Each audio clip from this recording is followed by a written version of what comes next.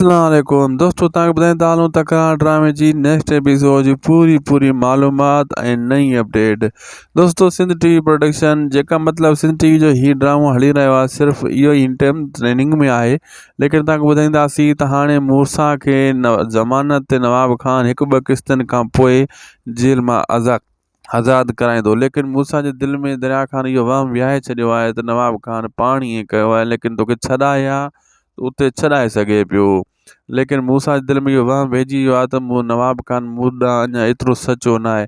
बहरहाल 2 किस्तनि जे अंदरि मूसा वटि नवाब खान पुॼी वेंदो ऐं ज़मानत कराए वठंदो, ऐं नवाब खान जेको आहे मूसा जे मथां वरी हथोड़ो फेरे वेंदो ऐं मीर जे लाइ इहा बंदूक तयारु कराईंदो। या वरी कोशिशि कंदो मूसा जेको आहे फाही अची वञे। मीर जो अगरि केस ताक़तवर आहे त पोइ नवाब खान हथु पटे वेंदो, जे कमज़ोर आहे केस त पोइ छॾाए वठंदो। पोइ वरी मूसा जे हथां मीर जो सिर खणाईंदो। अहिड़े हिसाब सां इहा गेम सिजावर पंहिंजे अखियुनि सां ॾिसी रहियो आहे।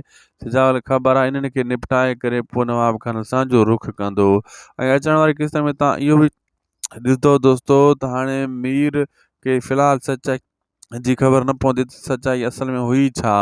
हुन पंहिंजी पेर ते कुहाड़ो हणी छॾियो आहे ऐं वक़्तु सरियाम खुली करे हाणे राणी खे चवणु लॻो आहे त मां तुंहिंजे पीउ खे मारे तोसां निकाह कंदुसि ऐं कब्ज़ो कंदुसि इन घर ते। ऐं बहरहाल जॾहिं राणी पंहिंजे पीउ खे चवंदी, उहा इहा ॻाल्हि न मञंदो, चवंदो बावल चवंदो तूं कूड़ थी हाणे वक़्त जी नफ़रत में।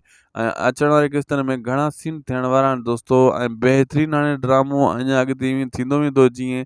ऐं शेर अली जो हाणे कमु जेको आहे सिजावल जे लाइ पुख़्तो थी चुको आहे। सिजावल खे अञा वधीक टकर ॾियण लाइ शेर अली अञा वधीक कोशिशूं कंदो। बहरहाल काफ़ी दोस्तनि जा कमेंट आया त शेर अली जी जॻह न हुई त नाहक शेर अली खे इन ड्रामे में आंदो वियो आहे। सब्सक्राइब ज़रूरु कंदा।